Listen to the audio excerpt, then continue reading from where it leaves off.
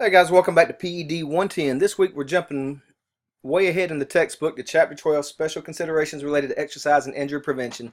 The reason that we're doing that is if my expectation is for you to participate in physical activity each day, then it's important that you're doing so in a manner that's safe for you and for those around you. And so this chapter really hits home on all those considerations so you can participate in physical activity in a safe manner and would reduce the likelihood of you getting some sort of injury related to that physical activity. Things like weather-related concerns, wearing appropriate footwear and attire for the activity you're participating in. There is a reason that there are running shoes and basketball shoes and specific cleats, types of cleats for different sports. All of those things matter. They're designed in a way to help protect your body for that activity or provide you with support for that particular activity. Other things that you need to be mindful of, though, is your own health level. What are you physically capable of doing? And so the chapter does a great job of touching base on those things. Then it also introduces techniques that you would use in treating minor injuries. Of course, for any major injuries, you would seek professional medical assistance. But for minor injuries, you could certainly incorporate some of the strategies that the book teaches you with the Rice technique, so forth and so on. Okay, this chapter is just like chapter 1 in terms of what we're doing this week. You've got your checklist. Remember to check the checklist. And by that, on the left side of your screen, you should see a green bar.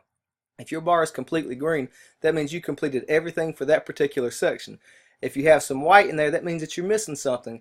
Chances are it was just a link that you needed to click on, maybe a video you needed to watch, and you overlooked it or you just skipped it. Go back and watch that video, and it would give you credit for doing so and will fill that green bar in. So anytime you see white in your bar, that means you've missed something. So enough about the checklist. You've got this intro video, which is now that I'm talking on. You've got your PowerPoint and your textbook. Remember, you can use both to assist you with the quiz, and then you have your lab for the week and your physical activity monitoring report. Most all of you are doing a great job with the physical activity monitoring report. Just remember to get that submitted each week. And also, I told you 60 minutes.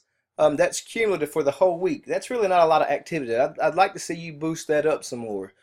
That's not just for this class. That's just for you and developing a healthier lifestyle and developing better habits where we're more intentional about getting physical activity.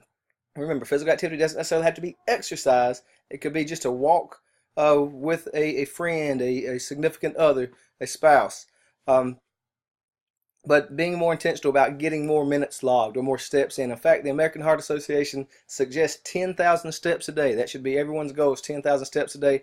And a lot of us are falling quite a bit short on that.